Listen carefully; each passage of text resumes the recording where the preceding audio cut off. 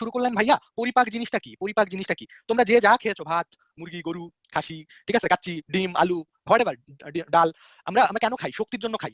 তো শক্তিটা হবে কিভাবে? আমরা গত ক্লাসে পড়ছিলাম শ্বসনের মাধ্যমে। তো শ্বসনে আমরা কি জানি? গ্লুকোজ জারিত হয়। তো আমরা তো খেলাম হচ্ছে ডিম বা মুরগির মাংস বা গরুর মাংস। তো এই ডিম আর মুরগির মাংস আর গরুর মাংস আমরা কি কোথাও সংজ্ঞা এভাবে শিখছি যে প্রক্রিয়ায় মুরগির মাংস বা ডিম জারিত হয়ে শক্তি উৎপন্ন করে তাকে শ্বসন বলে? আমরা পড়েছি যে প্রক্রিয়ায় জটিল খাদ্যবস্তু জারিত হয়। তো এখন এই যে ডিম যে খাইলা, একটা আন্ডা খাইলা, এই ডিম ডিম একটা কোষের মধ্যে, তোমার কোষের মধ্যে কি আস্ত ডিম ভাসবে? আস্ত মুরগির মাংস, আস্ত খাসির মাংস নিশ্চয়ই কোষের মধ্যে ভাসবে না। তার মানে এই যে জটিল খাদ্যদ্রব্য খেলাম, এটা ভেঙে সরল কণায় যে পরিণত হলো, এটাকেই বলা হচ্ছে পরিপাক। খুব সহজ কথা, ভাত খেয়েছো, ভাত ভেঙে হয় গ্লুকোজ। তুমি ডিম খেয়েছো, মুরগির মাংস খেয়েছো, এটা ভেঙে হয় অ্যামিনো অ্যাসিড। তাহলে যে প্রক্রিয়ায়, কারণ কোষের মধ্যে তো আর আস্ত খাসির মাংস ভাসবে না, কোষের মধ্যে তো আস্ত ডিম ভেসে বেড়াবে না। তাহলে যে প্রক্রিয়ায় জটিল খাদ্যদ্রব্য ভেঙে সরল খাদ্য কণায় পরিণত হয়, তাকে বলা হচ্ছে পরিপাক। ভাইয়া পরিপাকের পরে কি হয়? আচ্ছা, আমাদের বডির শক্তি তো সব জায়গায় দরকার, ব্রেনেও দরকার, হার্টেও দরকার, লাংসেও দরকার, কিডনিতেও দরকার। তো খাবার দাবার তো সব আছে, খালি পৌষ্টিকতন্ত্রে। তাহলে পৌষ্টিকতন্ত্র থেকে রক্তের মাধ্যমে বডির বিভিন্ন জায়গায় যে ছড়িয়ে গেল, ওটাকে বলা হচ্ছে শোষণ।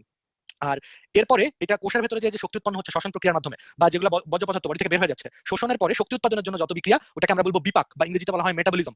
আমি দেখছি এসএসসি লেভেলে 90% ছেলেমেয়েদের এই পরিপাক বিপাক এগুলোর মধ্যে কনসেপশন ক্লিয়ার না। তো সবার আগে কনসেপশনটা ক্লিয়ার করো। পরিপাক জিনিসটা কি? যে প্রক্রিয়ায় জটিল খাদ্যদ্রব্য ভেঙে সরল কণায় বা সরল খাদ্যবস্তুতে পরিণত হয়, তাকে আমরা বলছি হচ্ছে পরিপাক। পরিপাকের পরে কি হয় ভাইয়া? এটা শোষণ হয়, পুষ্টিতন্ত্র থেকে রক্তের মাধ্যমে বা লসিকার মাধ্যমে শোষিত হয়ে বডির বিভিন্ন জায়গায় চলে যায়। তারপরে কি হয়? তারপরে এই খাদ্যকণা বা এই উপাদানগুলো, গ্লুকোজ, অ্যামিনো অ্যাসিড, এগুলো শক্তি উৎপাদনের জন্য যত বিক্রিয়া হয় বডির ভেতরে, সবগুলোকে আমরা একসাথে বলি বিপাক বা মেটাবলিজম। তাহলে আমরা ক্লাসের শুরুতেই পরিপাক, শোষণ এবং বিপাক এগুলোর মধ্যে কনসেপশনটা ক্লিয়ার করে ফেললাম। আচ্ছা, এখন আসো এই পৌষ্টিক তন্ত্র যে জিনিসটা, এটার মধ্যে দুইটা অংশ, একটা হচ্ছে পৌষ্টিক নালী, একটা হচ্ছে পৌষ্টিক গ্রন্থি।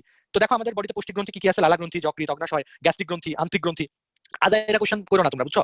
একজন লিখতেছো অ্যাপেন্ডিক্সের কাজ কি, আমার একটু টাইম দে ভাই, আমি অ্যাপেন্ডিক্স পর্যন্ত আসি, আমি অ্যাপেন্ডিক্স দেখাবো। ঠিক আছে, একটু মনোযোগ দিয়ে ক্লাস করো। আর একটু যদি একটা কথা মিস করে ফেলে কোন একটা ঝামেলার কারণে, তাইলেও চেষ্টা করো পরের অংশ থেকে আবার মনোযোগী থাকতে, নাহলে আবার কি মিস করে ফেলছো এই জন্য কোশ্চেন করতে যে দেখা যাবে যে তুমি আরো মিস করতেই থাকবা। আর আমি মোস্ট অফ দ্য টাইম যে টপিকগুলো একটু কমপ্লেক্স, একটু কঠিন, সেটা একবার না বারবার বলি, 2-3 বার করে বলি। পৌষ্টিকতন্ত্রের সাথে জড়িত গ্রন্থি কি কি আছে দেখো? লালা গ্রন্থি, যকৃৎ, অগ্ন্যাশয়, পাকস্থলী থেকে আছে গ্যাস্ট্রিক গ্রন্থি, আর ক্ষুদ্রান্ত, বৃহদান্ত, ওখান থেকে আছে হচ্ছে আন্ত্রিক গ্রন্থি। পৌষ্টিক নালী শুরু হবে কোত্থেকে? একদম মুখ ছিদ্র, মুখ থেকে শুরু করে পাই পর্যন্ত। খুব ইন্টারেস্টিং একটা তথ্য জানো? আমাদের মুখ থেকে শুরু করে পাই পর্যন্ত দৈর্ঘ্য হচ্ছে 8 থেকে 10 মিটার। 1 মিটারে 3 ফিটের একটু বেশি। তার মানে কি দাঁড়ালো? 10 মিটারে প্রায় 30 ফিট। আমরা ইউজুয়ালি বাসা বাড়িতে যে ধরনের বাসায় রুমে থাকি, একটা রুমের দৈর্ঘ্য বড় জোর কয় ফিট হবে বলো? 15 ফিট বা 20 ফিট ম্যাক্স। তার মানে আমাদের পেটের মধ্যে যে মুখ থেকে শুরু করে পাই পর্যন্ত প্রায় 2টা রুম, এমন এত পেঁচানো নারী ভুঁড়ির ভেতরে। ঠিক আছে, এবং আল্লাহ পাকের অশেষ মেহেরবানি যে আমাদের আল্লাহ ছিদ্র 2টা দিয়ে বের করছে। আজকে চ্যাপ্টার আরেকটা আছে হাইড্রা। হাইড্রা কিন্তু যেটা দিয়ে খায় ওইটা দিয়েই বের করে। তাহলে কাউকে খুব গালি দিতে ইচ্ছা করতেছে, খুব বকা দিতে মন চাচ্ছে, সুন্দর করে বলবা তুমি একটা দুষ্টু হাইড্রা। দুষ্টু বললে তো খুশি হয়ে যাবে, লাড্ডু ফুটবে মনে। তারপর যখন হাইড্রা বলবে আরো খুশি হয়ে যাবে, কিন্তু তুমি তো মনে মনে বুঝছো যে যেটা দিয়ে খায় ওটা দিয়ে বের করে, এর জন্য হাইড্রা বলছো। ঠিক আছে, তাহলে তুমি একটা দুষ্টু হাইড্রা, যদি কাউকে গালি দিতে চাই আমরা, যেটা দিয়ে খায় ওটা দিয়ে বের করে। এখন আসো মুখ ছিদ্রের পরে, মুখ ছিদ্রের পরে মুখ ছিদ্রের পরে আচ্ছা এই ভাইয়া আমার সাউন্ডে কারো কোনো প্রবলেম হচ্ছে নাকি? জয় ভাই তুমি একটা হ্যান্ড ভাই রেজ আমি করো তো। আসলে কোনো প্রবলেম দেখতেছি না, আমি কোনো প্রবলেম ফেস করতেছি না, ওদের মনে হয় মেবি নেটের এই প্রবলেম হতে তোমরা পারে। তোমরা একটা হ্যান্ড রেজ করো তো, কারো কোনো সমস্যা আছে কিনা? হ্যান্ড রেজ করো তো, যে প্রবলেম যদি না হয় তাহলে হ্যান্ড রেজ করো, যে ভাই সব ঠিকঠাক আছে, কথা শুনতে পাচ্ছি। আমি দেখতে পাচ্ছি বেশিরভাগই হ্যান্ড রেজ করছো, বেশিরভাগই হ্যান্ড রেজ করছো। রিফাত তুমি লিখেছো তোমার আমার নেটওয়ার্কের সমস্যা হয়। ভাইয়া তাহলে তোমারই বোধহয় কোনো একটা সমস্যা হয়, প্রতি শুক্রবারই আমার ক্লাস থাকে তো এই জন্যই, কারণ বেশিরভাগই লিখতেছে, কারো কোনো সমস্যা নেই। তাহলে খালি তোমারই সমস্যা হচ্ছে। তুমি ভাই দেখো আমার যে মনে হচ্ছে কোথায় কি হলো। ওটা হ্যাঁ হেডফোন ইউজ করতেছে না, এই জন্য প্রবলেম হচ্ছে। হ্যাঁ, বলছি শুক্রবারে নেটওয়ার্কের ইস্যু থাকে অনেক জায়গায়, দেশের বিভিন্ন প্রান্ত থেকে অনেকে ক্লাস করে, তো বেশিরভাগই লিখছে সব ঠিকঠাক, কোনো সমস্যা নেই। আচ্ছা এরপর চলে আসো মুখ ছিদ্রের পরে যে অংশটা থাকবে সেটাকে আমরা বলবো হচ্ছে মুখ বিবর, মুখের মধ্যে যে অংশটা, মুখ বিবর। এরপরে চলে আসো হচ্ছে গলবিল। আমি গতদিন শিখাইছিলাম, বলো তো একটু ঢোক গিলো, আবার একটু ঢোক গিলো। যে অংশ দিয়ে ঢোক গিলছো এটাই হচ্ছে গলবিল। এটা দৈর্ঘ্যটা আমরা একটু পড়বো 12.5 সেন্টিমিটার। গলবিলের পরে খাবার দাবার কোথায় চলে যায়? অন্ননালীতে। এটা আমি গত ক্লাসে যারা আমার সাথে ছিল শিখেছিলাম। গলবিল ইংরেজি হচ্ছে ফ্যারিংস, ঠিক আছে, আর অন্ননালী ইংরেজি ইসোফেগাস, লাগবে না। মনে রাখবা গলবিলের ঠিক ডাবল দৈর্ঘ্য হচ্ছে অন্ননালী। গলবিল 12.5, তো অন্ননালী হচ্ছে 25। এরপরে আসো পাকস্থলীয় 25, পাকস্থলীয় 25। তোমাদের পুরানো বইয়ে সবাই তোমরা পাকস্থলী 25 পড়েছো, নতুন গাজী আজমল স্যারের বই আছে পাকস্থলী 30.5, ঠিক আছে, একটু বাড়াই দিছে, পাকস্থলী 30.5। আর প্রস্থগত অর্ধেক। পাকস্থলীর বিভিন্ন অংশ আমরা একটু পরে ডিটেইলস পড়বো। দেখো খেয়াল করে যে পাকস্থলীর পরে যে অংশটা, এই যে অংশটা, এটাকে বলছি আমরা ক্ষুদ্রান্ত, এই যে পেঁচানো নাড়িভুঁড়ি, ক্ষুদ্রান্তের আবার 3টা অংশ, একদম সিকোয়েন্সিয়ালি মনে রাখবা। দেখো ডিওডেনাম, প্রথমে যে অংশটা ডিওডেনাম, তারপর হচ্ছে জেজুনাম, তারপর হচ্ছে ইলিয়াম, এরপর হচ্ছে বৃহদান্ত্র। বৃহদান্ত্রের আবার 4টা অংশ। 4টা অংশ কি কি দেখো? প্রথমে সিকাম, তারপর হচ্ছে ঊর্ধ্বগামী, দেখো প্রথমে কিন্তু কোলন উপরে উঠছে, ঊর্ধ্বগামী কোলন, তারপর অনুপ্রস্থ কোলন, তারপর নিম্নগামী কোলন মানে নিচে নামছে, তারপরে যে লুপ বা এস বা ফাঁসের মতো করে আছে এটা হচ্ছে সিগময়েড কোলন। তাহলে দেখো ক্ষুদ্রান্তের অংশ 3টা। এখানে খুব ইন্টারেস্টিং একটা ব্যাপার দেখো, নাম ক্ষুদ্রান্ত্র কিন্তু ক্ষুদ্রান্তের দৈর্ঘ্য কিন্তু বেশি। ক্ষুদ্রান্তের দৈর্ঘ্য হচ্ছে 6 থেকে 7 মিটার মিটার, আর বৃহদান্ত্রের দৈর্ঘ্য মাত্র 1.5 মিটার। ভাইয়া তাহলে কেন ওটার নাম ক্ষুদ্রান্ত্র হলো? অন্ত্র মানে লুমেন, ভেতরের ফাঁকা জায়গা, ক্ষুদ্রান্ত্রটার বড়। আর বৃহদান্ত্র, নাম বৃহদান্ত্র হলে কি হবে? এটার ভেতরের জায়গাটা ছোট, কম। তাহলে ক্ষুদ্রান্ত্র মানে অন্ত্র বা লুমেন এটা ছোট, এই জন্য এটার নাম ক্ষুদ্রান্ত্র। ক্ষুদ্রান্তের দৈর্ঘ্য পড়বা 6 থেকে 7 মিটার। সিকোয়েন্সিয়ালি নাম মনে রাখবা, ডিওডেনাম, জেজুনাম, ইলিয়াম। আর বৃহদান্ত্রের অংশগুলোর নাম মনে রাখবা, সিকাম, কোলন, রেকটাম আর মলাশয়। দেখো সিকাম কোলন আর মলাশয়। আচ্ছা এই রেকটামই হচ্ছে মলাশয়। আর এই কোলনের আবার 4টা অংশ, ঊর্ধ্বগামী, অনুপ্রস্থ, নিম্নগামী, সিগময়েড। এটা আমি লাস্ট হচ্ছে পায়ু। তোমরা পৌষ্টিক নালীটা এটা খুব ভালো করে ক্লিয়ার করো, কারণ তোমাদের অ্যাডমিশন টেস্টের জন্য, সেটা যে জায়গায় ভর্তি পরীক্ষা হোক না কেন, সবচেয়ে বেশি গুরুত্বপূর্ণ হচ্ছে পৌষ্টিক নালীর বিভিন্ন অংশের পার্ট। ঠিক আছে, পৌষ্টিক নালীটা আমি ওই ছবিটা আসলে অনেকে বুঝছো অনেকে বুঝো নাই, তো এই জন্য আমি আরেকটা অ্যাপ থেকে একটা বের করছি। দেখো প্রথমে দেখো এই যে অংশটা, এটা হচ্ছে গলবিল। এই স্ক্রিন দেখা যাচ্ছে না আমাদের জয় ভাই? হ্যাঁ ভাই, স্ক্রিন দেখা যাচ্ছে। হ্যাঁ, এই যে দেখো শুরুতে হচ্ছে গলবিল, এটা হচ্ছে থাইরয়েড তরুণাস্থি, আমরা সমন্বয় পড়বো। এরপরে চলে আসো এই যে দেখো অন্ননালী, আমি স্টার নামটা সরাই দিই তাহলে বুঝতে সুবিধা হবে তোমাদের। এই যে দেখো অন্ননালী, দেখছো অন্ননালী, অন্ননালী পরে এই যে হচ্ছে যকৃৎ ডান পাশে, ঠিক আছে? এই যে আমাদের কলিজা, কলিজার টুকরা, এই সবাই হাত দাও তো, কলিজা একটু হাত দাও, নিজের কলিজা হাত দাও। কলিজা হচ্ছে বক্ষ আর উদরের মাঝামাঝি, বক্ষের নিচের অংশে, বুকের নিচের দিকে ডান দিকে হাত দাও, হাত দাও, কলিজা হাত দাও। কলিজা ঠিক বাম পাশে, বাম পাশে হচ্ছে পাকস্থলী, যেটা হচ্ছে পাকস্থলী, তাহলে একটু পাকস্থলীতে হাত দাও সবাই। ঠিক আছে, লিভারে হাত দিছো ডান পাশে, তারপর একটু বাম পাশে হাত দিলা পাকস্থলী। আর বক্ষ গহ্বরের দুই পাশে দুইটা আছে লাংস, দুইটা ফুসফুস আছে, আর দুইটা ফুসফুসের মাঝখানে থাকে হচ্ছে হার্ট, আর্টারি। তাহলে মানব দেহের মোটামুটি কোথায় কি থাকে কিন্তু সব বোঝা যাচ্ছে। মাঝখানে ছিল হার্ট, দুই পাশে ছিল দুইটা লাংস, এরপরে বক্ষ উদরের মাঝামাঝি লিভার, আর লিভারের বামে হাত দিয়ে বলছি তোমাদেরকে পাকস্থলী খুঁজে বের করো। আচ্ছা, এরপরে আমি এই ক্ষুদ্রান্ত্র বৃহদান্ত্র একটা পর্দা দ্বারা আবৃত আছে, যেটা নাম হচ্ছে পেরিটোনিয়াম। আমি পেরিটোনিয়ামটা সরাই দিলাম, ঘুমটা সরাই দিছি, এখন খেলা হবে, দেখতে পাবা সব। ঠিক আছে, এই যে দেখো পাকস্থলীরও বামে, পাকস্থলীরও বামে, এখানে আমি কিন্তু দেখাইছি আমার সাথে যারা আগে ক্লাস করছো, প্লীহা থাকে, প্লীহা দেখো পাকস্থলীরও বামে, তাহলে লিভারে হাত দাও ডান পাশে, তার বাম দিকে হাত দিলে পাকস্থলী টের পাচ্ছ, তারও বাম দিকে হাত দিলে এই যে দেখো, এই যেটা এটা হচ্ছে প্লীহা। এরপরে আসো, এই যে দেখো এই ইয়েটা পাকস্থলীর পরে যে ইউ আকৃতি যে অংশটা আমি এখন লেভেলিং করে রাখছি, এটা হচ্ছে ডিওডেনাম। ডিওডেনামের মধ্যে এই যে অংশটা, এটাই হচ্ছে প্যানক্রিয়াস। ঠিক আছে, অগ্নাশয়, অগ্নাশয় অনেকে বুঝো না জিনিসটা কি। দেখো অগ্নাশয় দেখতে এরকম অগ্নি শিখার মতো, আগুনের শিখার মতো বা পাতার মতো, এই জন্য এটাকে বলা হয় অগ্নাশয়। আচ্ছা, আর শুধু লিভার যদি কারো ভালো মতো দেখার ইচ্ছা থাকে দেখে নাও, শুধু লিভার হচ্ছে যেরকম, আমরা লিভারের গঠন একটু পরে পড়বো ভালো করে দেখে। আই হোপ যে তোমরা সবাই দেখতে পাচ্ছ। একটু নেটওয়ার্ক কানেকশনটা ভালো হলে ক্লাস অনেক ভালো হয়, যাদের নেটওয়ার্ক একটু ঝামেলা থাকে এরাই দেখা যায় ক্লাসে অনেক দেরি হয়, বাফার হয়, ডিলে করে আসে সবকিছু। আচ্ছা, এরপর আসো ডিওডেনাম, এটা তো ডিওডেনাম ক্ষুদ্রান্ত্রের প্রথম অংশ। ডিওডেনামের পরে এই অংশটা হচ্ছে জেজুনাম, জেজুনামের পরে যে অংশটা, এই অংশটা হচ্ছে ইলিয়াম। তোমরা আই হোপ এই পর্যন্ত সবাই বুঝতে পারছো, ডিওডেনাম, জেজুনাম, ইলিয়াম, এটা হচ্ছে ক্ষুদ্রান্ত্রের অংশ। এরপর দেখো এই যে ইলিয়ামটা, ইলিয়ামটা পেছন দিক থেকে যদি আমরা দেখি, ইলিয়ামটা এই যে দেখো সিকামের মধ্যে ঢুকছে, এই যে দেখো তোমরা দেখতে পাচ্ছ কিনা এখানে একটা ছিদ্র করে। তাহলে এই যে ইলিয়ামটা ঢুকে গেল যে অংশে, বৃহদান্ত্রের প্রথম অংশ, এটাকে বলা হয় সিকাম। তাহলে সিকামটা কিন্তু আমাদের বডির ডান দিকে, হাত দাও ওই যে নাভির নিচে একটু ডান পাশে হাত দাও, ওই জায়গায় তোমার সিকাম। আর এই যে সিকাম থেকে ওই দেখা যায় অ্যাপেন্ডিক্স, এই যে দেখো অ্যাপেন্ডিক্স, দেখছো অ্যাপেন্ডিক্স। তাহলে অ্যাপেন্ডিক্স কোন পাশে থাকে লিখো তো চ্যাট বক্সে, দেখে যে ভাই অ্যাপেন্ডিক্স কোন পাশে দেখলা, ডান পাশে না বাম পাশে, রাইট অর লেফট একটু লিখো চ্যাট বক্সে। ডান হলে রাইট লিখো, বাম হলে লেফট লিখো। আমি দেখতে পাচ্ছি সবারই ডান পাশে, দু একজন থাকে প্রত্যেক ব্যাচে যে বাম পাশে লেখে না, এই ব্যাচে সবারই অ্যাপেন্ডিক্স ডান পাশে, ভেরি গুড। তাহলে অ্যাপেন্ডিসাইটিস হলে ইনফেকশন, অ্যাপেন্ডিক্সের ইনফেকশন, এই যে ডান পাশে ব্যথা করবে, এখানে ব্যথা ছটফট করবে।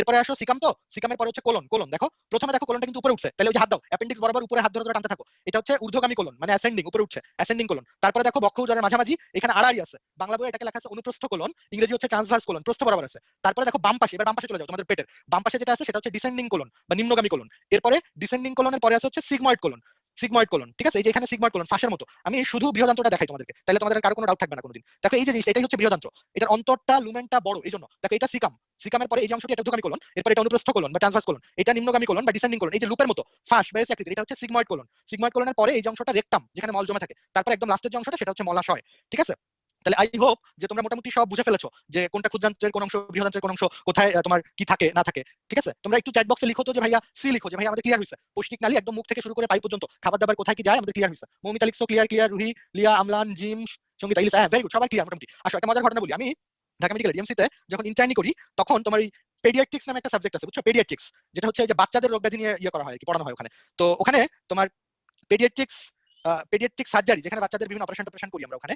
তো ওরকমই পেডিয়াট্রিক্স সার্জারির একটা নাইট ডিউটির ঘটনা। তো পেডিয়াট্রিক সার্জারিতে সবচেয়ে বেশি রোগী আসতো হচ্ছে আমাদের মুসলমানের পেশেন্ট, এই গ্রামের হাজাম বলে আর কি, এরা দেখা যেত মুসলমানি করতো, করার আগে কোনো ব্লাড গ্রুপিং করতো না। অনেকের আমরা রক্ত ক্লাসে পড়ছিলাম না, 13টা ফ্যাক্টর থাকে, অনেকের সব ফ্যাক্টর ট্যাক্টর যে কম থাকে, তারপর দেখা যায় আর রক্ত জমাট বাঁধে না, তারপরে তার হাজাম রক্ত জমাট বাঁধাইতে পারে না, ওই পাঠা যায় হাসপাতালে। তারপরে এই রোগীর আব্বা আম্মা এসে কাঁদতে থাকে, বাঁচান বাঁচান আমার পোলা যৌবন তো যায় যায়, জীবন পরে, আগে যৌবন বড়, যৌবন তো যায় যায়। তো এরকম রোগী সবসময় দুই তিনটা পাইতাম, যে মুসলমানি করাইছে, ব্লিডিং বন্ধ হচ্ছে না, খুব বাজে অবস্থা, বাচ্চাগুলো ভয় কান্ত, আব্বা আম্মাও কান্ত, এটা একটা কমন ছিল। আর পাইতাম হচ্ছে অ্যাপেন্ডিসাইটিস, বাচ্চাদের প্রচুর অ্যাপেন্ডিসাইটিস হতো, ব্যথায় ছটফট করে। তো এরকমই রাতের ঘটনা, মুসলমানি করা এরকম ব্লিডিং হচ্ছে, দুই তিনটা আসছে, ইনজেকশন দিয়ে রেখে দিছি, সকালবেলা আবার উঠিতে নিব। আর অ্যাপেন্ডিসাইটিসের ব্যথা একটা আসছে একদম পুরো ছটফট করতেছে, এটা বলে বাস্ট অ্যাপেন্ডিক্স, বুঝছো, এক ব্যথার ওষুধ দেই আধা ঘন্টা ভালো থাকে, তারপর পুরো ব্যথায় ওয়ার্ডের মধ্যে গড়গড়ি করতে থাকে ব্যথায়।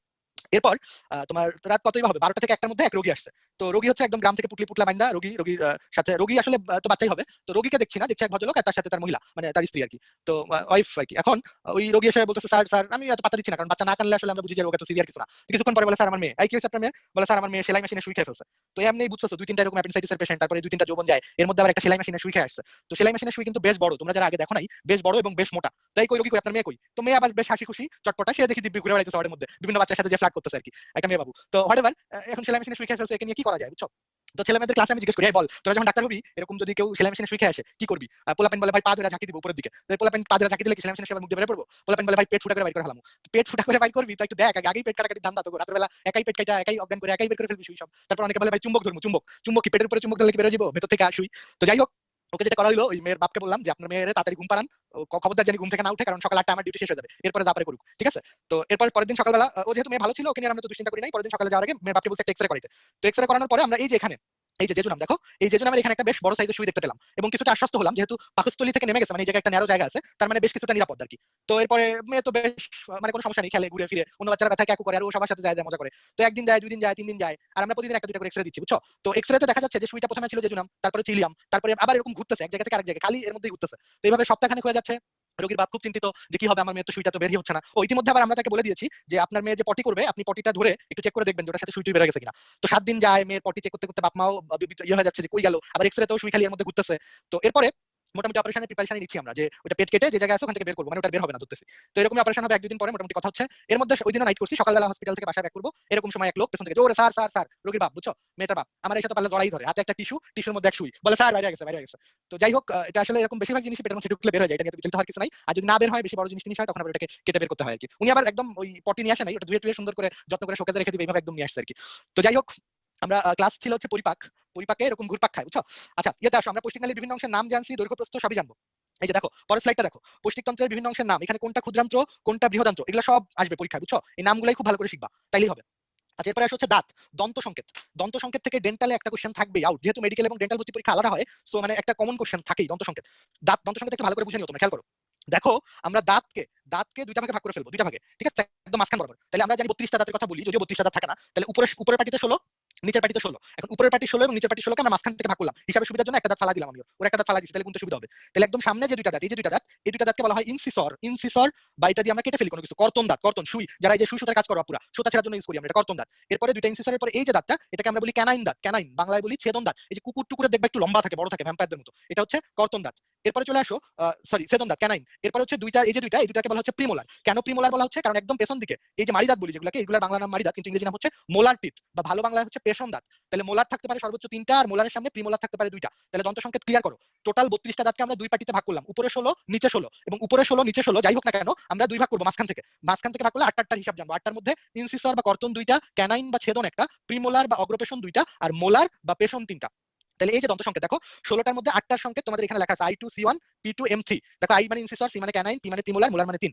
এটা হলো 8টার হিসাব। তাহলে উপরের পার্টি কমপ্লিট হবে কখন? 2 দিয়ে গুণ করলে। এই যে দেখো, I2C1 P2M3, 8টা গুণ 2, উপরে 8 গুণ 2, নিচেও 8 গুণ 2, এই হচ্ছে টোটাল 16 16 32টা। এখান থেকে খুব গুরুত্বপূর্ণ কোশ্চেন আসে কিভাবে জানো ভর্তি পরীক্ষায়, যে একজন মানুষের কয়টি অগ্রপেশন দাঁত থাকতে পারে? একজন মানুষের কয়টি অগ্রপেশন দাঁত থাকতে পারে বলো? প্রিমোলার উপরে 2 2 4, নিচে 2 2 4, তাহলে একজন মানুষের সর্বমোট অগ্রপেশন দাঁত থাকতে পারে কয়টি? 8টি। এরপর আমি যদি তোমাকে কোশ্চেনে এভাবে বলি যে একজন মানুষের উপরের সারিতে কয়টি কর্তন দাঁত থাকতে পারে? উপরের সারিতে কয়টি কর্তন দাঁত থাকতে পারে? কর্তন কোনটা? ইনসিসর। তাহলে ইনসিসর তো উপরের সারিতে কত? 2 2 4, নিচের সারি তো না। তাহলে একজন মানুষের উপরের সারিতে কর্তন দাঁত থাকতে পারে কিন্তু 4টা। রুমি কিন্তু ঠিক লিখছো, মারিয়া কিন্তু 2 লিখছো না, I2 তো দুই পাশেই থাকবে, ইনসিসর 4টা হবে, ঠিক আছে? তাইলে এই যে দন্ত সংকেতের মধ্যে অনেকে লিখছো আক্কেল দাঁত, কোনটা ভাইয়া? আক্কেল দাঁত হচ্ছে যে মোলারের যে লাস্টের দাঁতটা, একদম মোলার তো 3টা, একদম পেছনে যেটা, ওটাকে আমরা বলি আক্কেল দাঁত বা উইজডম টিথ। সবার হয় না, ঠিক আছে? তোমাদের মধ্যে হয়তো অনেকেই আছে যে আক্কেল দাঁত উঠানে, অনেক ব্যাকটোল আছো। আমার যেমন আক্কেল দাঁত একটা আছে এক পাশে, মানে আক্কেল দাঁত তো 4টা হতে পারে, আমার খালি বাম পাশে উপরে আছে, তাহলে আমার দাঁত হচ্ছে 29টা, ঠিক আছে? ইউজুয়ালি 32টা দাঁত খুব পাওয়া যায় না, খুব রেয়ার। আক্কেল দাঁত কেন বলা হয়? তানভীর লিখছো কারণ এটা একটু বয়স হইলে তারপরে হয়, ঠিক আছে? বয়স হইলে হয়তো ততদিনে অনেক আক্কেল হয়ে গেছে, জীবন অনেক ঠোকরকে। এই রাজিয়া লিখছো আমার 32টা, ভাই তুমি তো সেই 32টা দাঁত হয়ে গেছে এত বছর বয়সে। যারা 32টা দাঁত আছে তাদের আক্কেল আর আক্কেল, আর বেশিরভাগই তোমরা ব্যাক করলাম শিওর, এখানে আক্কেল দাঁত উঠে নাই, কারণ ওটার সময় অনেক পেইন টেইন হয়, মনে থাকে অনেকের। বেশিরভাগই উঠে না, অল্প কিছু, এই যে ফার্মিল লিখছে 28টা, বেশিরভাগই 28টা 29টা 30টা এরকম হয়, 28 থেকে 30 থাকে আর কি। যাই হোক, যাদের উঠে নাই, আক্কেল হয় নাই, তাদের মন খারাপ করার কোনো দরকার নেই। ফারহান লিখছে ভাই আমার 34টা, সাবাস, তুই ড্রাগন, তুই মানুষ না। আচ্ছা, এই নিতু লিখছে আমার 31টা, বুঝছি তোমাদের অনেক আক্কেল অনেক ব্যাক্কেল। এরপর খেয়াল করো, দুধ দাঁতের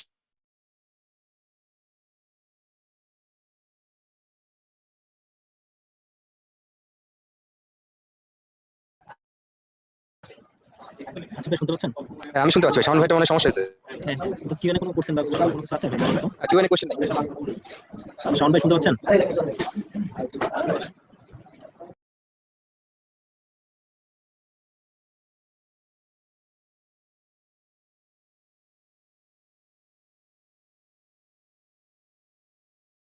ভাই, সাউন্ড ভাই মনে হয় বের হয়ে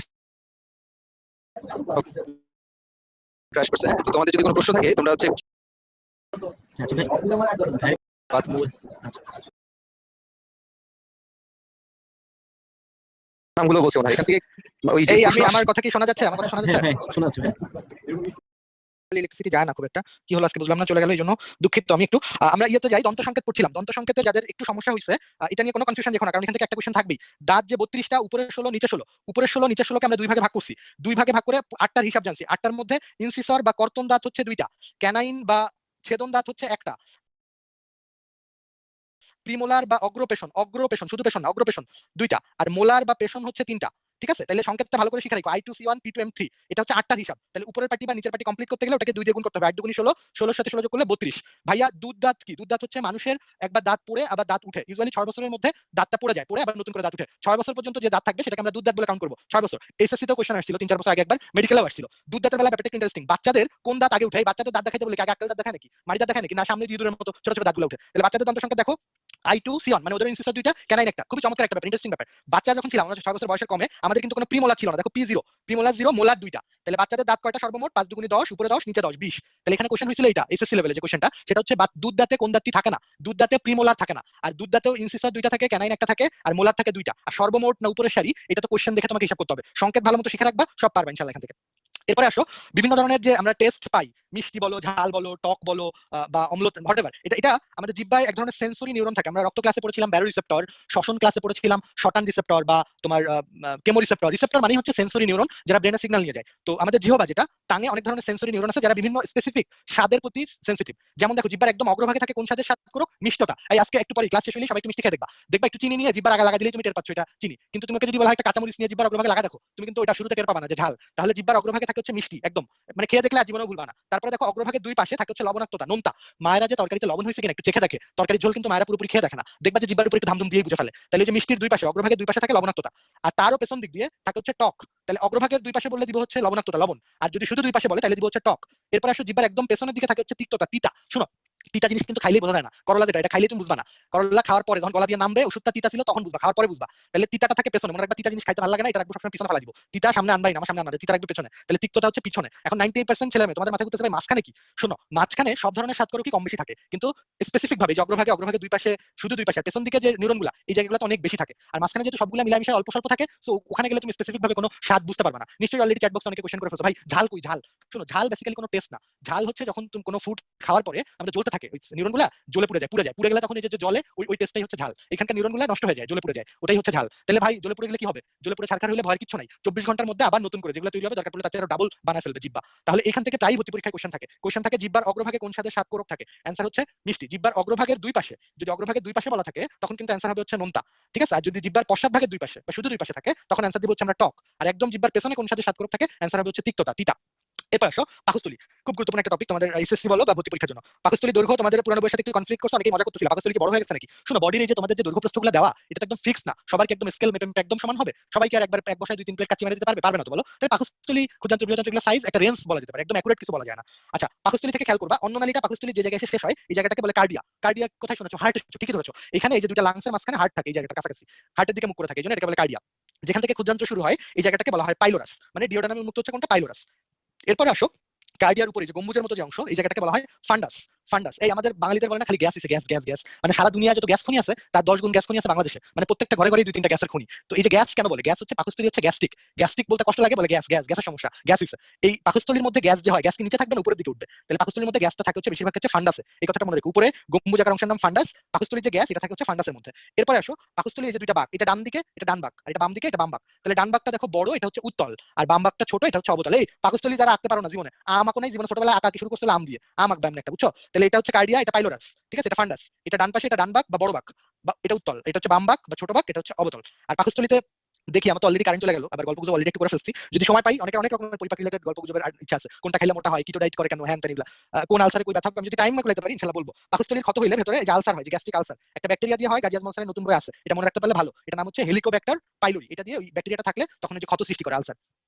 খুব খুব গুরুত্বপূর্ণ জিনিস, এটা তোমাদের প্র্যাকটিক্যালে ধরবে। আদৌ এখন তোমাদের এসএসসি পরীক্ষা হবে কিনা তার তো কোনো নিশ্চয়তা নেই, আমি তো প্র্যাকটিক্যাল তো দূর কি বাদ, হোয়াটএভার। এসএসসি পরীক্ষা হোক বা না হোক অ্যাডমিশন টেস্ট হবে, আর অ্যাডমিশন টেস্ট হোক বা না হোক, যারা আমরা ডাক্তার হতে চাই, বড় বাসা নিতে চাই, তাদেরকে এগুলো জানতেই হবে, কারণ মেডিকেলে ভর্তি হলে তোমার এগুলো সারা জীবন পড়তে হবে। শোনো, পাকস্থলী হোক ক্ষুদ্রান্ত হোক, এগুলোকে যদি আমরা কেটে দেখি, প্রস্থচ্ছেদ করি, তাহলে মোট 5টা স্তর পাই। প্রথম কথা, কয়টা স্তর? সবচেয়ে বাইরে যে স্তরটা পাবা একটু মুখস্থ করো কষ্ট করে, এটাকে বলে সেরোসা। সেরোসার ঠিক নিচে যে স্তরটা থাকে এটাকে বলা হচ্ছে পেশি স্তর, মানে এখানে পেশি থাকে, ঠিক আছে? তার ঠিক নিচে যে স্তরটা থাকে এটাকে আমরা বলছি সাবমিউকোসা।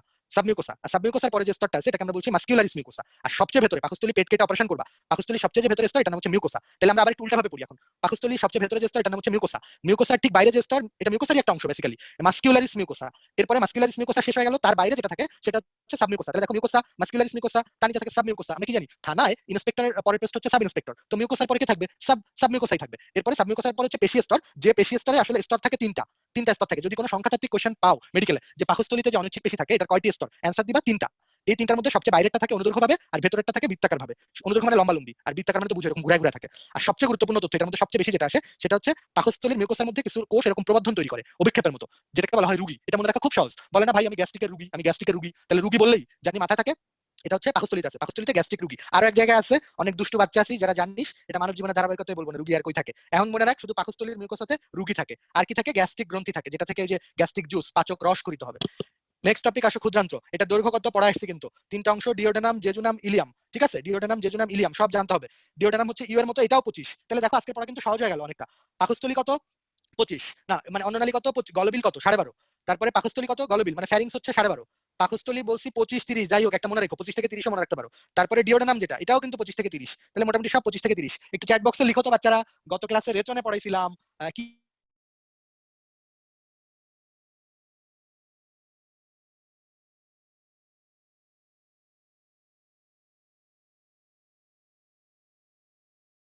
পাচ্ছেন? হ্যাঁ আমি শুনতে পাচ্ছি ভাই, লাইন না আবার কথা শুনতে পাচ্ছেন আমার? এই একটু চ্যাট বক্সে লিখো তো তোমরা যে গত ক্লাসে কি শিখাইছিলাম। একটা নালী ছিল যেটা দৈর্ঘ্য 25 থেকে 30, দেখি তো মনে আছে কিনা কারো। বেশিরভাগই দেখছি ঠিকঠাক লিখতেছো। ইউরেটার বা রেচন নালী 25 থেকে 30 সেন্টিমিটার ছিল। ভেরি গুড, তো আগুন সবগুলা। ওকে, এরপরে চলে আসো এই দেখো ডিওডেনাম আর জেজুনাম। এখানে একটু মনে রাখবে, একটা ছোট্ট কথা মনে রাখো, সেটা হচ্ছে ডিওডেনাম হচ্ছে সবচেয়ে ছোট ক্ষুদ্রান্ত্রের, তারপরে কোনটা জেজুনাম, তারপরে হচ্ছে ইলিয়াম। তার মানে ক্ষুদ্রান্ত্র যত নিচের দিকে নামতে থাকে তত বড় হতে থাকে। যদি কোশ্চেন করা হয় ক্ষুদ্রান্ত্রের সবচেয়ে বৃহৎ অংশ কোনটি, অ্যান্সার কিন্তু হবে হচ্ছে ইলিয়াম। ইলিয়াম হচ্ছে দেখো 3/5, 5/3 ভাগ। ঠিক আছে, আর জেজুনাম তো হচ্ছে 5/2 ভাগ। ডিওডেনাম তো অল্প একটু, 6-7 মিটারের মধ্যে মাত্র একটা স্কেলের সাইজ, 25 থেকে 30 সেন্টিমিটার। ওকে, এরপর আসো ক্ষুদ্রান্ত্রের বৈশিষ্ট্য। ক্ষুদ্রান্ত্রের বৈশিষ্ট্য ঠিক পাকস্থলীর মতো একদম হুবহু সেম, খালি দুইটা জিনিস ডিফারেন্স। আমরা মাত্র দেখলাম পাকস্থলীতে যে অভিক্ষেপগুলো ছিল তাদেরকে আমরা বলেছিলাম রুগী, আর ক্ষুদ্রান্ত্রে যে অভিক্ষেপগুলো থাকে তাদেরকে বলা হয় ভিলাই। তোমরা একটু চট করে একটু চ্যাট বক্সে লিখো তো, আমি যে গত ক্লাসে পড়িয়েছিলাম রেচনতন্ত্রে কোথায় জানি ভিলাই ছিল, একটু লিখো তো। মাইক্রোভিলাই কোথায় ছিল, মাইক্রোভিলাই একটু লিখো চ্যাট বক্সে, দেখি মনে আছে কিনা। শরীফ লিখছিস পিসিটি, সাবাস, সবগুলো বাচ্চা বাদ তোর এক একটা। পিসিটি আগুন আগুন। ঠিক আছে, ওই যে কিডনির মধ্যে নেফ্রনের মধ্যে প্রক্সিমাল প্যাচানোনালিকা ছিল মাইক্রোভিলাই। ঠিক আছে, আবার কেউ কেউ লিখছে ফুসফুস, হ্যাঁ ছিল, ফুসফুসে শুধু ভিলাই না, ওটা হচ্ছে অ্যালভিওলাই ছিল। শোনো, তাহলে এই ভিলাইয়ের কাজই হচ্ছে শোষণ করা। তাহলে যে দেখো ক্ষুদ্রান্ত্রে ভিলাই থাকে, তো ক্ষুদ্রান্ত্রেই সবচেয়ে বেশি শোষণ হয়। তাহলে কিন্তু খুব জরুরি একটা এমসিকিউ পেয়ে গেলা, যে মানবদেহের কোন অংশে সবচেয়ে বেশি পরিমাণ শোষণ ঘটে, অ্যান্সার হচ্ছে ক্ষুদ্রান্ত্র। আর ওখানে ছিল গ্যাস্ট্রিক গ্রন্থি, এখানে হচ্ছে গবলেট ও শোষণক্ষম কোষ। পাকস্থলীতে থাকবে গ্যাস্ট্রিক গ্রন্থি, আর এখানে থাকবে গবলেট ও শোষণক্ষম কোষ। এরপরে আসো বৃহদান্ত্র, এগুলো কিন্তু আমরা খুব ভালো করে দেখছি। তোমরা একটু চ্যাট বক্সে লিখো তো, আজকে আমি দেখাইছি তোমাদেরকে, খুব ইম্পর্টেন্ট একটা কোশ্চেন, হয়তো কালকের পরীক্ষায় পাবা। অ্যাপেন্ডিক্স কোনটির উপবৃদ্ধি, বা অ্যাপেন্ডিক্স কোনটির অংশ, একটু লিখো তো। সিকাম, কোলন না রেকটাম, একটু লিখো। মেঘলা, পূজা লিখছো, উষ্ণ লিখছো, সবাই ঠিক লিখছো, সবাই সাবাস সাবাস। অ্যাপেন্ডিক্স হচ্ছে সিকামের উপবৃদ্ধি। এরপরে ঊর্ধ্বগামী, অনুপ্রস্থ, নিম্নগামী, সিগময়েড, কোলন, এগুলো আমরা সব পড়েছি, খুব খুব ইম্পর্টেন্ট ভর্তি পরীক্ষার জন্য। আর দেখো ক্ষুদ্রান্ত্র থেকে যে যে খাবার দাবার আসে তার প্রায় 70 থেকে 80% বৃহদান্ত্রে শোষিত হয়। ঠিক আছে, পানিটা পানিটা ক্ষুদ্রান্ত্র থেকে যে পানি বৃহদান্ত্র পর্যন্ত আসবে তার 80% পানি বৃহদান্ত্রে শোষিত হয়ে যায়। অবশেষে একটা পোল কোশ্চেন আসলো, দেখি তোরা এতক্ষণ ধরে কি করছিস, একটু ডিস্টার্ব হয়েছে, যে ইলেকট্রিসিটি চলে গেল, এই সেই একটু গল্প গুজব করলাম। যাই হোক, পোল কোশ্চেনটা ক্রিয়েট করে দেন, আশা করতেছি পারবে ওরা সবাই ইনশাল্লাহ।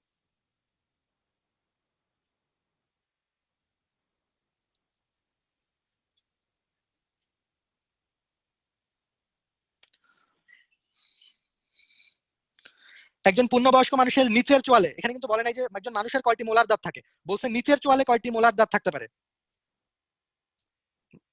আমি দেখছি আয়েশা ঠিক অ্যান্সার দিছো, তাছাড়া I2C1 P2M3, তাহলে এটাকে তো 2 দিয়ে গুণ করবো। মোলার দাঁত বলছে, মোলার দাঁত, তাহলে কত, 3 2 6। যারা 4টা দিছো হয়তো অমনোযোগী ছিল বা পরে আসছো ধরে নিচ্ছি।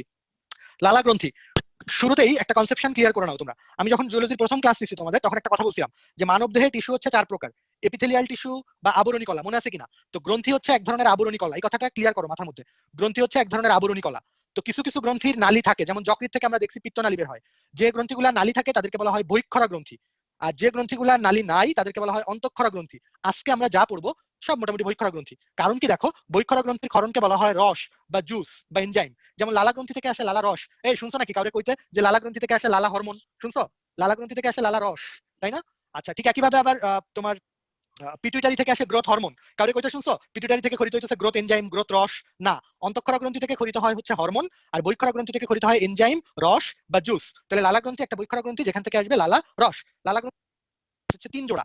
যদি বলে লালা গ্রন্থি কয় ধরনের লালা গ্রন্থি থাকে, তখন কিন্তু অ্যান্সার হবে 3। আর যদি question আসে কয়টি, তখন কিন্তু অ্যান্সার হবে 3 জোড়া, 6টি। লালা গ্রন্থিগুলো কি কি দেখো, কানের ঠিক সামনে যে মামস হয় না, ফুলে যায় কানের নিচে, যে সবচেয়ে বড় লালা গ্রন্থি, এটার নাম হচ্ছে প্যারোটিড গ্রন্থি। ঠিক আছে, এটা সব গুরুত্বপূর্ণ। এই প্যারোটিড গ্রন্থির যে নালী আছে, এটা উন্মুক্ত দাঁতের মধ্যে দ্বিতীয় উন্মুক্ত হয়। সেকেন্ড যে মোলারটি, ওখানে এই যে লালা রসটা আসে এই প্যারোটিড গ্রন্থি দিয়ে।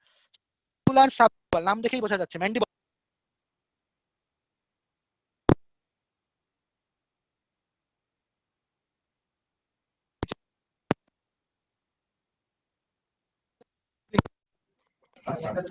শাওন ভাই, এই সাউন্ডে কি প্রবলেম হচ্ছে? ভাই একটু প্রবলেম হচ্ছিল। এখন এখন এখন ঠিক আছে। এখন এখন ঠিক আছে? হ্যাঁ হ্যাঁ, এখন ঠিক আছে। হ্যাঁ, ওই যে প্রবলেম হলে আপনি আমাকে থামাই দিন, সাথে সাথে আচ্ছা। থামাই বলেন যে সাউন্ড সমস্যা হচ্ছে। ওকে, সাবম্যান্ডিবুলার হচ্ছে ম্যান্ডিবলের নিচে থাকে তাই সাবম্যান্ডিবুলার, আর জিহ্বার নিচে থাকে যেটা লিঙ্গু মানে হচ্ছে জিহ্বা। ঠিক আছে, ওটা হচ্ছে সাবলিঙ্গুয়াল। তাহলে কোনটা কোথায় থাকে এটা মুখস্থ করব না। কোথায় উন্মুক্ত হয়, দুইটাই ফ্রেনুলামের কথা মনে রাখো, ফ্রেনুলাম। তোমরা অনেকেই এখন চ্যাট বক্সে লিখবা যে ফ্রেনুলাম কি। ফ্রেনুলাম হচ্ছে, দেখো জিহ্বাটা একটু হাত দিলেই বুঝতে পারবা, জিহ্বার নিচে একটা জিনিসের সাথে লাগানো থাকে, জিহ্বার নিচে। জিহ্বাটা যে জিনিসটা দিয়ে লাগানো থাকে ওটাকেই বলা হচ্ছে ফ্রেনুলাম। তাহলে মনে রেখো যে ফ্রেনুলামের মানে জিহ্বার নিচে উন্মুক্ত হয় এই দুইটাই, সাবলিঙ্গুয়াল, সাবম্যান্ডিবুলার। কোথায় থাকে পরীক্ষা খালি এটা আসে, আর কিছু আসে না। এই লালা গ্রন্থি থেকে খরিত হবে কি, লালা রস 1200 থেকে 1500 মিলিলিটার, বয়ে আছে এরকম 1.2 থেকে 1.5 লিটার। আর পোলাপাইন অপশনে 1500 লিটার থাকলে এটাই টাকা আসে, দেখেও না যে লিটার আছে না মিলিলিটার আছে। প্রতিদিন 1500 লিটার লালা রস খাওয়ানো হইলে দুনিয়াদারি সব লালার বন্যায় ভেসে যেত অন্যায়, বুঝছো? দেখো লালাও কিন্তু অম্লীয়, গত ক্লাসে পড়াইছিলাম না, মূত্র অম্লীয়, লালাও কিছুটা অম্লীয়। ঠিক আছে, দেখো 7 এর কমই থাকে বেশিরভাগ সময়। তাহলে কারোর উপর যদি রাগ হয়, কারোর উপর খুব গোসা হয়, তাহলে তার উপর যদি আমরা থুতু ছিটাই, তাহলে কি, যেহেতু অ্যাসিড অম্লীয়, আগুন ধরে যাবে, জ্বলে পুরো ছারখার হয়ে যাবে। থুতু দিলে না, হবে না। কেন হবে না? কারণ পানি থাকে সবচেয়ে বেশি। দেখো পানি কত, 95.5 থেকে 99.5 পর্যন্ত শুধু পানিই থাকে এটার মধ্যে। এরপরে আসো এনজাইম কি কি থাকে। লালা রসে যে এনজাইম দুইটা থাকে, এটার মধ্যে টায়ালিনটা খুব গুরুত্বপূর্ণ। টায়ালিন আর মল্টেজ। শোনো, টায়ালিনের আরেক নাম স্যালাইভারি অ্যামাইলেজ বা স্যালাইভারি আলফা অ্যামাইলেজ। আমি একটু বুঝাই দিই, তোমরা যারা আমার সাথে প্রথম থেকে ছিলাম, যখন রেচন পড়াইছিলাম তোমাদেরকে, বা যে ভাইয়াই পড়াক না কেন, রেচনে তোমাদের মনে আছে কিনা, স্টার্চের দুইটা অংশ ছিল, স্টার্চের অ্যামাইলোজ আর অ্যামাইলোপেকটিন। মনে থাকার কথা, ভোলার কথা না তো তাড়াতাড়ি। অ্যামাইলোজ আর অ্যামাইলোপেকটিন। তো এই অ্যামাইলোজের উপরে কাজ করে বলে টায়ালিনের আরেক নাম হচ্ছে অ্যামাইলেজ। আর এটা স্যালাইভা মানে হচ্ছে লালা, লালার ইংরেজি হচ্ছে স্যালাইভা। তাইলে এই জন্য এটাকে বলা হচ্ছে স্যালাইভারি অ্যামাইলেজ। আর তোমাদেরকে কিন্তু আমি শিখিয়েছি, দুনিয়ার সব জায়গায় থাকে আলফা ডি গ্লুকোজ, খালি সেলু থাকলেই বিটা ডি, সেলু থাকলেই বিটা ডি। গত ক্লাসে আমি কোশ্চেনে ছিলাম, খালি কোশ্চেন করতেছে ভাই, স্যালাইভারি অ্যামাইলেজ আর স্যালাইভারি আলফা অ্যামাইলেজ কি একই জিনিস? একই জিনিস, কারণ স্টার্চে আলফা ডি গ্লুকোজ থাকে না, এই জন্যই তোমার এটার আরেকটা হচ্ছে স্যালাইভারি আলফা অ্যামাইলেজ।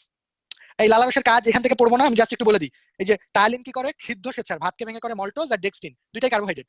লালা রসে লাইসোজাইম থাকে, এই যে রাস্তাঘাটে যে ঝালমুড়ি, পানিপুরি, ফুচকা, এখানে চুলকায় ওখানে চুলকায়, তারপরে আবার ফুচকা বানায়, পানিপুরি বানায়, খাইতেছে, আল্লাহর রহমতে কিছুই হইতেছে না। কারণ কি জানো, লালা রসে যে লাইসোজাইম থাকে, লাইসোজাইম যেটা যে ব্যাকটেরিয়াকে মেরে ফেলে, ইমিউনোগ্লোবিউলিন থাকে, অ্যান্টিবডি থাকে। ঠিক আছে, এই জন্য লালা রস দেখা যায় ওগুলোকে শুরুতেই মেরে ফেলতে পারে।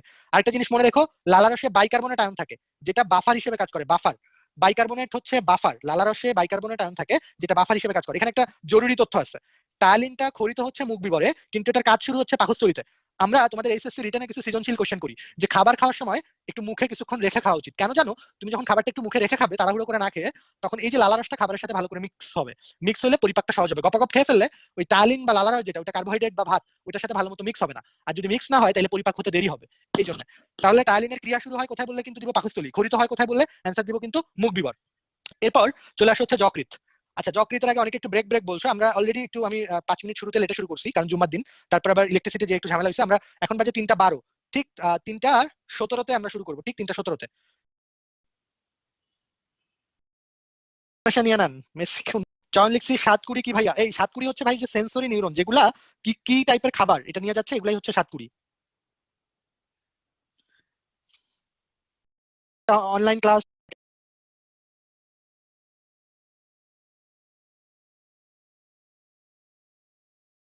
উর্মি লিখছো ডায়েট করলে মাথা ব্যথা করে। এই ডায়েট করার দরকার নেই, ডায়েট ডুয়েটার কোনো দরকার নেই।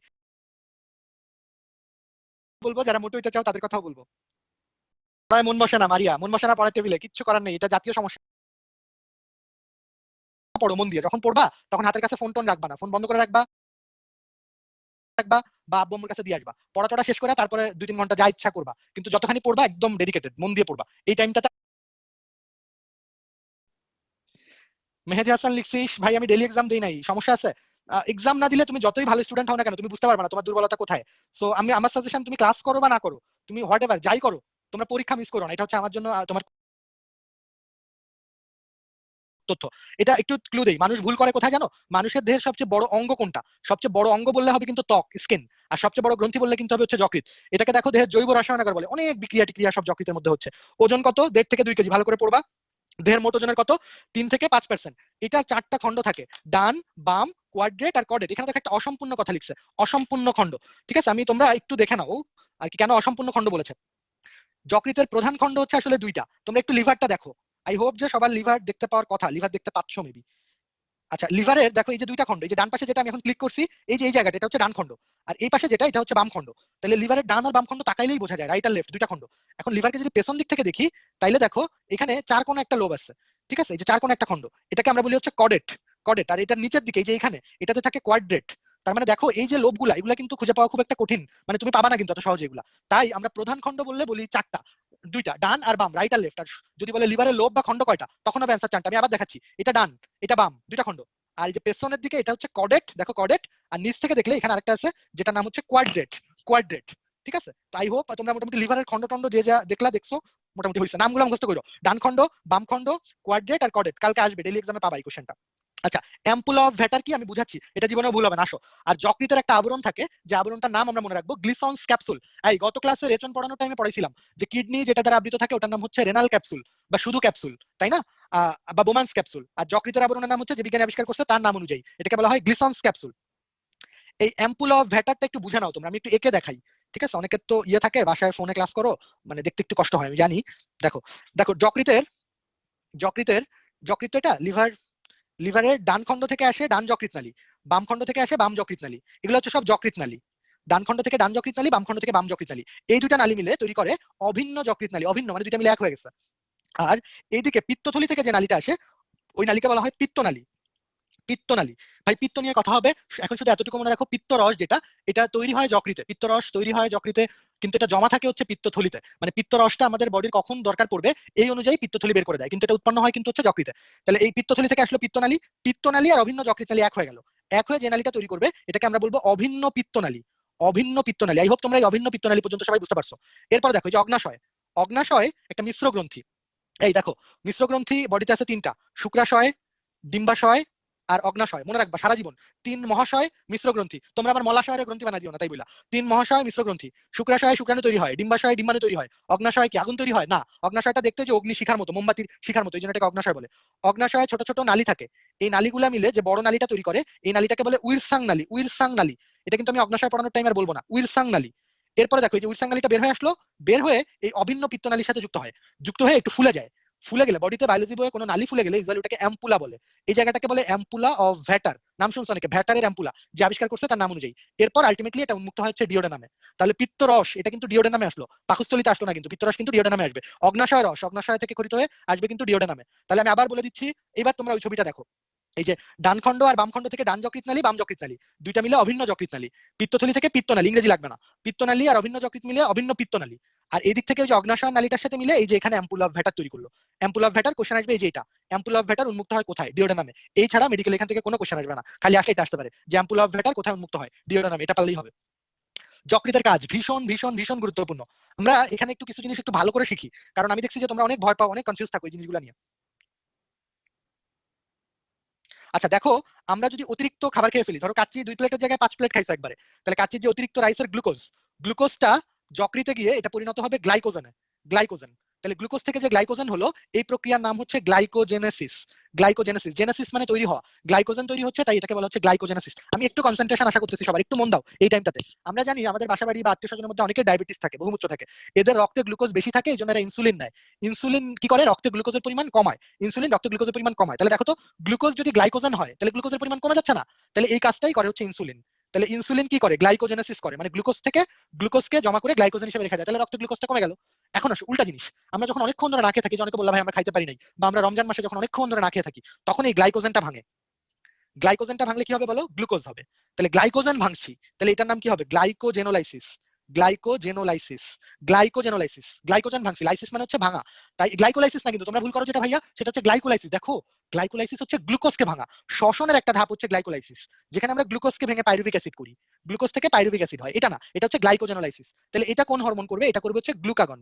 গ্লুকাগন। তোমাদের একটা মজার ঘটনা বলি, আমরা যে ডায়াবেটিক রোগীরা পাই, যারা হসপিটালে আমাদের কাছে আসে, এরা বেশিরভাগই কিন্তু এই ব্লাড সুগার, মানে গ্লুকোজ বেড়ে গেলে মারা যায় না, বেশিরভাগই যে মারা যায় কখন জানো, যখন গ্লুকোজ কমে যায়। ভাইয়া কেন?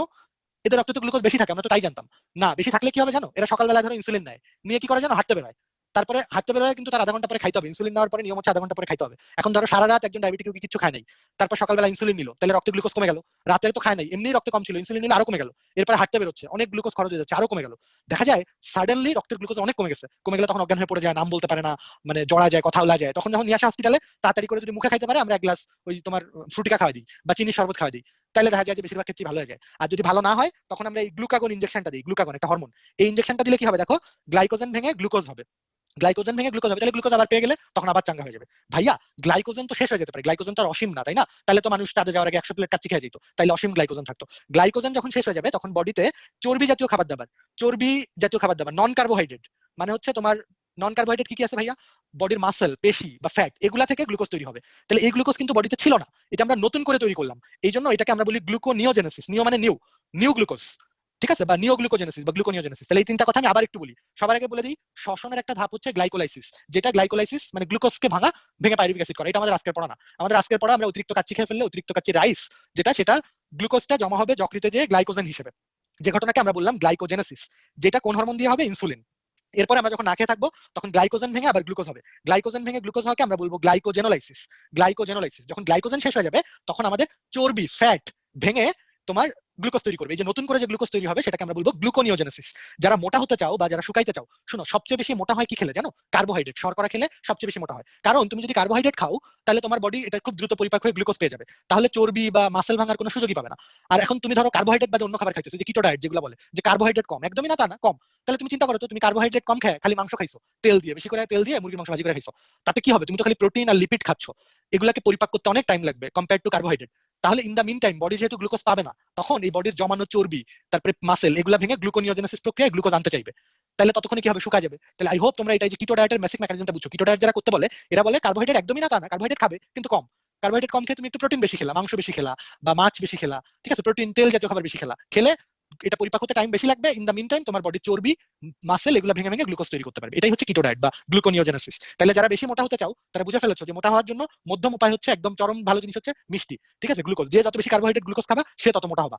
আর যারা শুকাইতে চাও, শুকানোর মেইন টোটকা হচ্ছে ভাই কার্বোহাইড্রেট কম খাইতে হবে, ভাত যত কম খাওয়া যাবে, মিষ্টি একদমই খাওয়া যাবে না। এটা হচ্ছে যাদের শুকাইতে চাও তাদের জন্য টোটকা আর কি। ঠিক আছে, তোমরা একটু চ্যাট বক্সে আমাকে একটু সি লিখো যে ভাইয়া আমরা এই জিনিসগুলো একটু বুঝছি, গ্লাইকোজেনেসিস, গ্লাইকোজেনোলাইসিস, গ্লুকোনিওজেনেসিস, একটু লিখো, তাহলে আমি ধরে নিব যে তোমরা বুঝছো। পূজা, মারুফ, তাসনিয়া, নেহা, আমরা সবাই সি লিখছো, very good, very good, clear. আচ্ছা, বাকিগুলো একটু একটু করে পড়বা। যে দেখো আমরা পোর্টাল শিরা পড়ছিলাম, যকৃতে রক্তের ভান্ডার, দেখো পোর্টাল শিরাতন্ত্রের মাধ্যমে 1500 মানে 1.5 লিটার পর্যন্ত রক্ত জমা থাকতে পারে। স্নেহদ্রব্য, আমরা যে লিপিডে দ্রবণীয় ভিটামিন পড়েছিলাম, লিপিডে দ্রবণীয় ভিটামিন কি কি ছিল? এ ডি ই কে, এ ডি ই কে, এগুলা সব হচ্ছে লিভারে সঞ্চিত থাকে। আর পানিতে দ্রবণীয় ভিটামিনের মধ্যে ভিটামিন বি আর সি, আরো দুইটা ভিটামিন বি12 আর বি9, এগুলা লিভারে সঞ্চয় করে রাখে। তাহলে এই ভিটামিনগুলোর নাম একটু কষ্ট করে আমরা মুখস্থ করবো, যে যকৃতে কোন কোন ভিটামিন সঞ্চিত থাকে। লিপিডে দ্রবণীয় ভিটামিন। আচ্ছা, এখানে অনেকেই কোশ্চেন করতেছে যে গ্লুকোনিওজেনেসিস কোন হরমোন করে? এটাও ইনসুলিন করে, গ্রোথ হরমোন করে, তারপরে গ্লুকোকর্টিকয়েড করে। এখন এগুলা তো তোমাদের আজকের পড়া না, এগুলো আমি যখন সমন্বয় পড়াবো, তোমাদেরকে গ্রন্থি পড়াবো, হরমোন পড়াবো, তখন শিখাবো, ঠিক আছে? যারা এর বাইরে এক্সট্রা অনেক জিনিসপত্র জানতে চাচ্ছ, ওগুলা বলতে গেলে ক্লাস শেষ হবে না। এই জন্য লিভারে কি কি ভিটামিন জমা থাকে সব পড়তে হবে, A D E K, B C আর বি12 আর বি9, সবগুলোর নাম ভালো করে মুখস্থ করবা। আচ্ছা, বিপাকীয় ভূমিকায় যে দেখো এগুলো পড়ে ফেলছি আমরা। শর্করা বিপাকে কি করে? Glycogenesis, glycogenolysis, gluconeogenesis.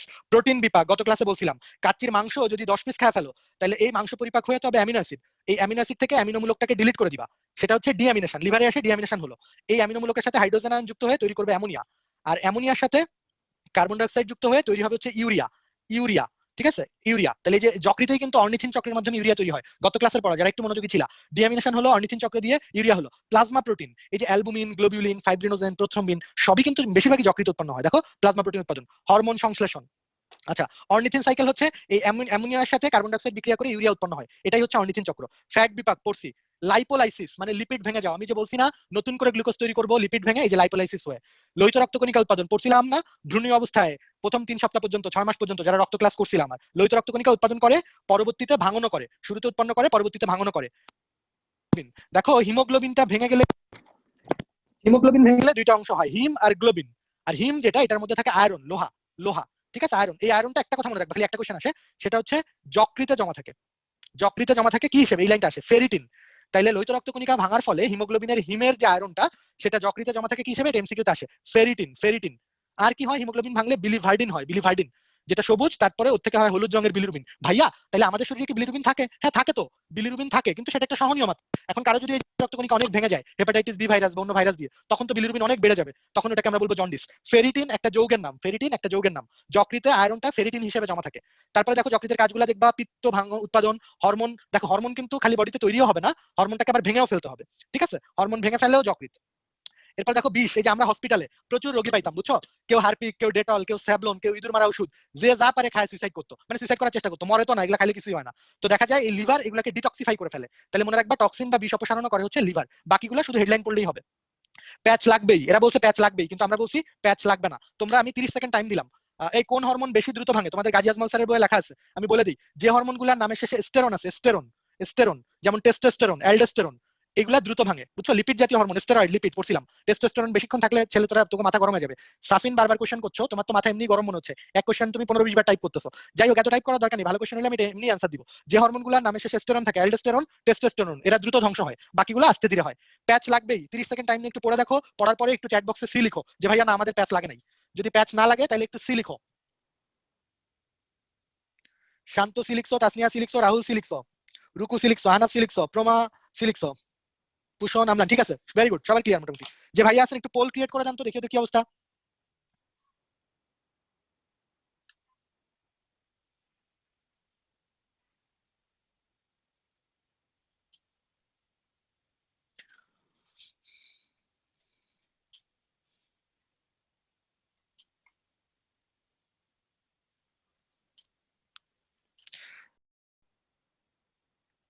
এই আসিফ, তুমি কি শুনতে পাচ্ছ আমাকে? আসিফ, জয় ভাই। ভাই তাইলে বোধহয় তোমার নেটওয়ার্কের সমস্যা, বুঝছো? নাহলে তো সবাই বলতো যে সমস্যা। 83% ঠিক অ্যান্সার দিছো, গ্লিসন্স ক্যাপসুল। কেউ কেউ দিছো বোমান্স ক্যাপসুল। এই বোমান্স ক্যাপসুল ছিল নেফ্রনে, ওই যে গ্লোমেরুলাস আর বোমান্স ক্যাপসুল। আর কিডনির একদম বাইরের আবরণের নাম ছিল রেনাল ক্যাপসুল। ঠিক আছে, যেগুলো পারো নাই, তোমরা পাপ করছো, তোমরা পাপিষ্ট। জুম্মার দিন মাপ চেয়ে নিও, আসরের নামাজ পড়ে আবার। এরপরে আসো অগ্নাশয়। অগ্নাশয় কিন্তু আমি পড়ায় ফেলছি, দেখো দৈর্ঘ্য পড়তে পারলে ভালো। এটা গোলাপি ধূসর রঙের, এই যে পাতার মতো। এটা তিনটা অংশ, দেখো। যে অংশটা ডিওডেনামের মাঝখানে থাকে, এই জায়গাটাকে আমরা বলবো মস্তক, মাথা। আর যে অংশটা যে প্লিহার সাথে লাগানো থাকবে তাকে বলবো লেজ। আর মাঝখানে যে অংশটা থাকবে এটাকে আমরা বলবো দেহ। তাইলে এখানে কিন্তু কোনো গ্রীবা নাই, খেয়াল রেখো। অগ্নাশয়ের তিনটা অংশ, মাথা, দেহ আর লেজ। আর অগ্নাশয়ের ছোট ছোট নালীগুলো মিলে কি নালী তৈরি করে? উইরসাং নালী। আমি একে দেখাইছিলাম। উইরসাং নালী অভিন্ন পিত্তনালীর সাথে মিলে অ্যাম্পুল অফ ভ্যাটার তৈরি করে, কোথায় উন্মুক্ত করে? ডিওডেনামে, ঠিক আছে, ডিওডেনাম। স্প্লিনের বাংলা হচ্ছে প্লিহা, স্প্লিনের বাংলা হচ্ছে প্লিহা। অগ্নাশয় একটা মিশ্র গ্রন্থি, ভীষণ ইম্পর্টেন্ট, ভীষণ। অগ্নাশয়ের 90% হচ্ছে বহিঃক্ষরা গ্রন্থি। এটার যে বহিঃক্ষরা গ্রন্থি, এটার মধ্যে এরকম লোব, লোব না, লোবের ছোট ভাই হচ্ছে লোবিউল। তো এরকম ছোট ছোট লোবিউল থাকে, লোবিউল বা অ্যাসিনাস থাকে। বহিঃক্ষরা গ্রন্থি থেকে আসবে রস, তাহলে এই পার্ট থেকে আসে অগ্নাশয় রস। আর অন্তঃক্ষরা গ্রন্থিতে অগ্নাশয়ের মধ্যে বিচ্ছিন্ন দ্বীপের মতো, আইল্যান্ডের মতো কিছু কোষ থাকে। আইল্যান্ড থেকে যে ভদ্রলোক আবিষ্কার করছে তার নাম অনুযায়ী ওই কোষগুলোকে বলা হয় আইলেটস অফ ল্যাঙ্গারহ্যান্স। ভীষণ গুরুত্বপূর্ণ, এটা মাত্র 10%। এখান থেকে চার চার ধরনের কোষ আসে, এটা আমি আউট লিখে দিলাম। কোথাও না কোথাও ভর্তি পরীক্ষা এখান থেকে কোশ্চেন পাবাই, না পাইলে এটা দায়ভার আমার। আলফা কোষ, আলফা কোষ থেকে আসে গ্লুকাগন। যারা ভুল করিস, যাদের মনে থাকে না, যাদের মনের মধ্যে অনেক মানুষ আসল জিনিস মনে রাখতে প্যারা খাস, তাদের জন্য গ্লুকাগন। অ্যালফাবেটিক্যালি জি আগে, আই পরে, A B C D E F G H I, I পরে। তাহলে জির জন্য আলফা, আই এর জন্য বিটা। তাহলে ইনসুলিন আসে হচ্ছে বিটা কোষ থেকে, আর গ্লুকাগন আসে হচ্ছে আলফা কোষ থেকে। ইনসুলিন কি করে? রক্তে গ্লুকোজের পরিমাণ কমায়। আর গ্লুকাগন কি করে? বাড়ায়। আমি কিন্তু গল্পও বলছি, রোগীরা, ডায়াবেটিক রোগী ইনসুলিন নিয়ে হাঁটতে পেরে অজ্ঞান হয়ে পড়ে গেলে হসপিটালে আনলে আমরা গ্লুকাগন ইনজেকশন দিয়ে দিই। দিয়ে দিলে হাসারি দেখা যায় আবার লাফায় উঠে। ডেল্টা কোষ, ডেল্টা কোষ থেকে আসে সোমাটোস্ট্যাটিন। সোমাটোস্ট্যাটিন, সোমাটোস্ট্যাটিন, স্ট্যাটিন মানে হচ্ছে স্থিতি, ব্যালেন্স করা। এটা আলফা বিটা দুই কোষের উপরেই কাজ করে, এই ইনসুলিন এবং গ্লুকাগনের ভারসাম্য নিয়ন্ত্রণ করে, যাতে রক্তে গ্লুকোজ বেড়েও না যায়, কমেও না যায়। পিপি কোষ, এই পিপি কোষ থেকে কি আইবো? Profile picture. পিপি কোষ থেকে আসে প্যানক্রিয়েটিক পলিপেপটাইড। এটা এই যে অগ্নাশয় রসক্ষরণে বাধা দেয়, ঠিক আছে? অগ্নাশয় রসক্ষরণটা যাতে খুব বেশি না হয়, এটা কন্ট্রোল করে। এরপর আসো, অগ্নাশয় রসের মধ্যে কি কি এনজাইম থাকে শুধু জানো, এটা একটা ক্ষারীয় তরল, ক্ষারীয়। আর এই দুটো এনজাইমের নাম একটু মুখস্থ করো, ট্রিপসিন আর কাইমোট্রিপসিন। ঠিক আছে, ট্রিপসিন আর কাইমোট্রিপসিন, এই দুটো নাম একটু মুখস্থ করো। আচ্ছা, বাইকার্বনেট বাফার, দেখো তোমাদের তাহলে একটু কেমিস্ট্রিতে চলে যাই। হাইড্রোজেন আয়ন কিন্তু হচ্ছে অ্যাসিড। বাইকার্বনেট আয়ন এই হাইড্রোজেন আয়নের সাথে যুক্ত হলে কার্বনিক অ্যাসিড হিসেবে থাকে। তাহলে কার্বনিক অ্যাসিড কিন্তু অ্যাসিড হিসেবে আচরণ করে না, এটা প্রোটন যেটা, ওইটা হচ্ছে অ্যাসিড। তাহলে বাইকার্বনেট যেহেতু হাইড্রোজেন আয়নকে মুক্তভাবে অ্যাসিড হিসেবে আচরণ করতে দিচ্ছে না, এই জন্যই বাইকার্বনেট হচ্ছে বাফার। লালা রসেও থাকে, অগ্নারসেও থাকে, রসেও থাকে বাইকার্বনেট আয়ন, যেটা এই যে অম্লীয় রসকে প্রশমিত করে কিছুটা। এই এই যে ভাই আছেন, একটু বল ক্রিয়েট করে দেন তো, দেখি ওদের কি অবস্থা। সোমাটোস্ট্যাটিন, সোমাটোস্ট্যানিন বলে কিছু নাই, সাফিন, সাফিন, সোমাটোস্ট্যাটিন। একটু পোলটা ক্রিয়েট করে দেন, মাত্র পড়ালাম নিচের কোন এনজাইমটি অগ্নাশয় রসে বিদ্যমান। আমি পরে আবার পড়াবো, এটা এখন আবার পড়াবো।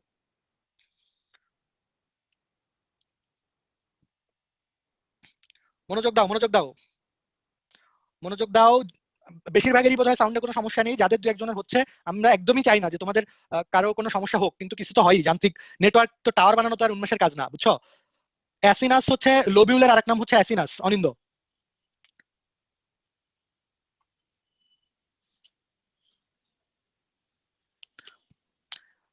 হ্যাঁ আমলান একটা কোশ্চেন লিখছো, ডেন্টালের 18 কোশ্চেনে অন্ত্রীয় গ্রন্থিকে মিশ্র গ্রন্থি বলা হয়েছে, বুঝাবেন একটু? হ্যাঁ বুঝাবো, খুব ভালো কোশ্চেন করছো তুমি। আচ্ছা আমি দেখছি বেশিরভাগ ছেলেমেয়েরা এই কোশ্চেনের অ্যান্সার ঠিক দিচ্ছ, কারণ আমি মাত্র পড়াইছি। এরপরেও যারা দু একজন ভুল করছো, এটা এদের জন্য আমি দোয়া করতেছি প্রাণ ভরে, যে আল্লাহ তোদেরকে হেদায়েত করুক, তোরা পার পেয়ে যা ভর্তি পরীক্ষায়। পেপসিন প দিয়ে শুরু, প দিয়ে আর কোন অঙ্গ শুরু, ওইখান থেকে আসে পেপসিন। সমাজদার কে লিয়ে ইশারা হি কাফি হ্যায়। আমি পরিপাক এখনো শেষ করি নাই, তোমরা যারা আর অন্যান্য জায়গা থেকে আমাদের এই পোল কোশ্চেনের টাইমগুলো কমা দিয়ান। আচ্ছা নিচের কোন এনজাইমটি অগ্ন্যাশয় রসে থাকে? এটার অ্যান্সার কি হবে বলো? পেপসিন, এটা তো থাকে